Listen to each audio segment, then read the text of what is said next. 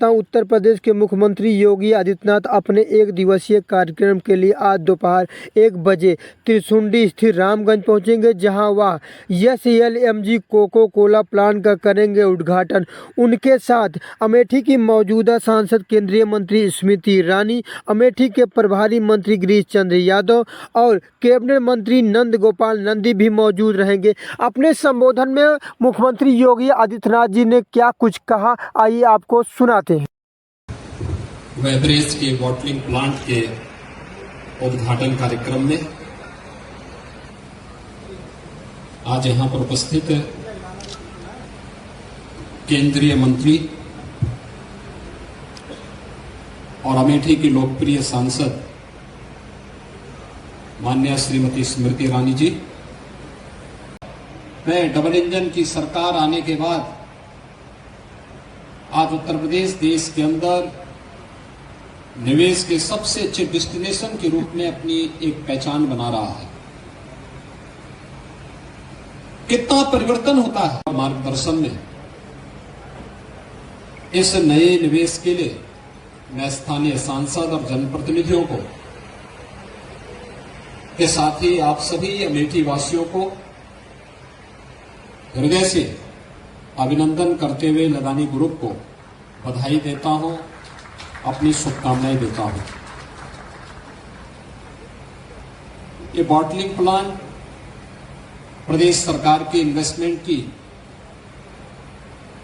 उस पॉलिसी का हिस्सा है जो आदरणीय प्रधानमंत्री जी ने हम सबको प्रत्येक निवेश,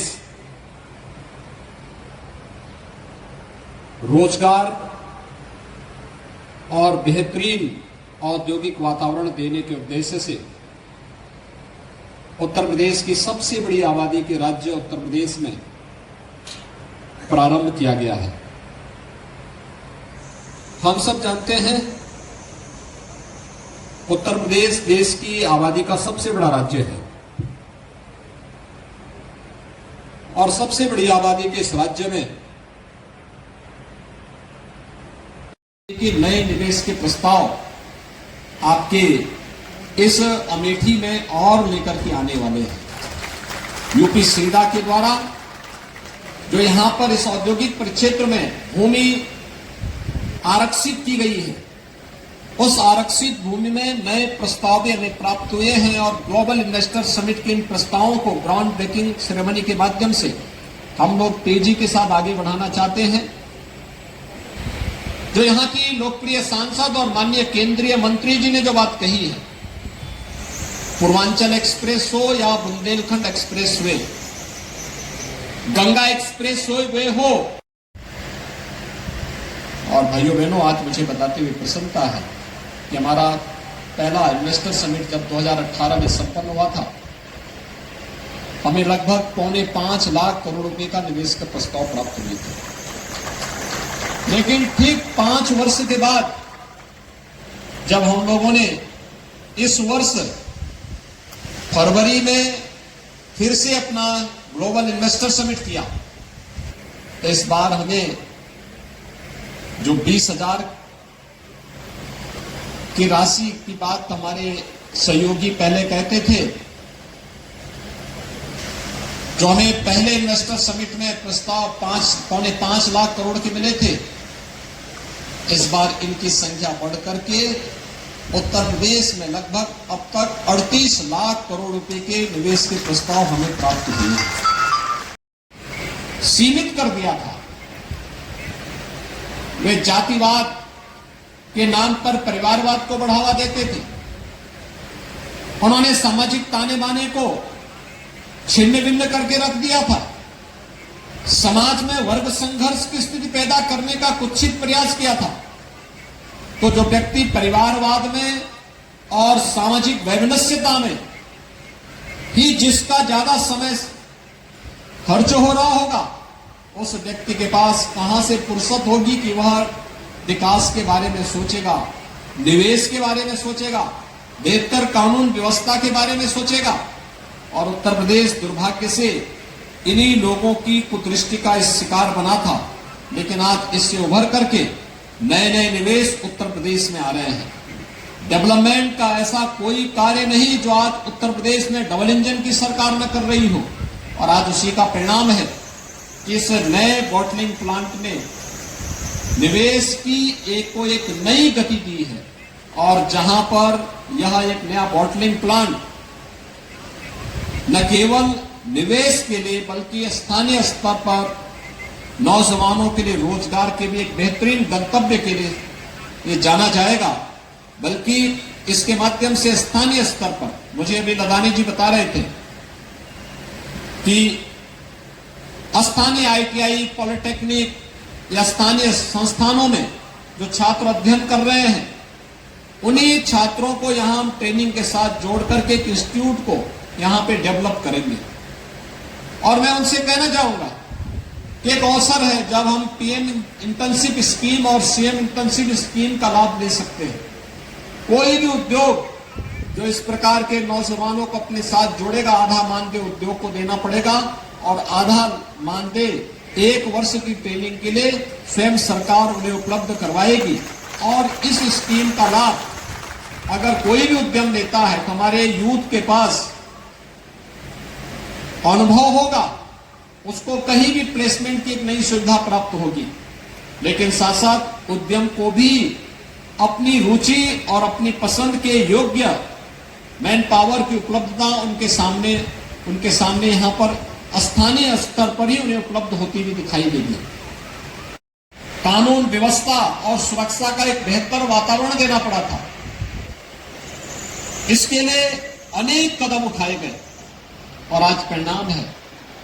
उत्तर प्रदेश में इंफ्रास्ट्रक्चर के लिए भी आपने देखा होगा कितनी तेजी के साथ इंफ्रास्ट्रक्चर में आज के दिन पर उत्तर प्रदेश को प्रधानमंत्री जी ने स्वयं उत्तर प्रदेश को एक्सप्रेसवे प्रदेश के रूप में उत्तर प्रदेश को संबोधित किया। 6 वर्तमान एक्सप्रेसवे के साथ ही 7 नए एक्सप्रेस हाईवेज के साथ उत्तर प्रदेश वर्तमान में कार्य कर रहा है। Eastern and western dedicated freight corridor Uttar Pradesh से होकर के जा रहा है, उसका जंक्शन भी उत्तर प्रदेश में जेवर के पास है। 2017 के पहले उत्तर प्रदेश में मात्र 2 एयरपोर्ट क्रियाशील थे। आज के दिन पर उत्तर प्रदेश में 9 एयरपोर्ट हमारे क्रियाशील हैं। एशिया का सबसे बड़ा एयरपोर्ट हम लोग जेवर में बना रहे हैं, जो फरवरी 2024 में पहला रनवे इसका कार्य करना प्रारंभ कर देगा।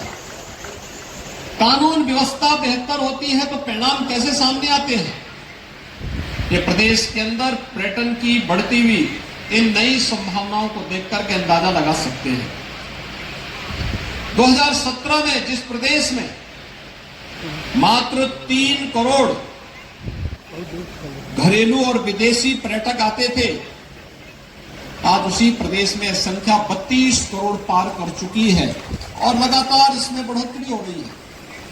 और मैं आज इसी बात के लिए आश्वस्त करने के लिए आया हूं, यहां पे एसएलएमजी बेवरेजेस ने जो या बॉटलिंग प्लांट की स्थापना करके यहां पर अमेठी को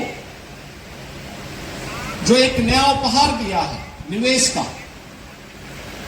दशकों से यहां पे औद्योगिक परिक्षेत्र चिन्हित हुआ था, लेकिन पहले की सरकारों के सामने विकास का कोई भी एजेंडा नहीं था, सपने हुआ करते थे। उत्तर प्रदेश में निवेश होगा, इन लोगों के लिए कल्पना थी, लेकिन 2017 में डबल इंजन की सरकार आने के बाद आज उत्तर प्रदेश देश के अंदर निवेश के सबसे अच्छे डेस्टिनेशन के रूप में अपनी एक पहचान बना रहा है। कितना परिवर्तन होता है।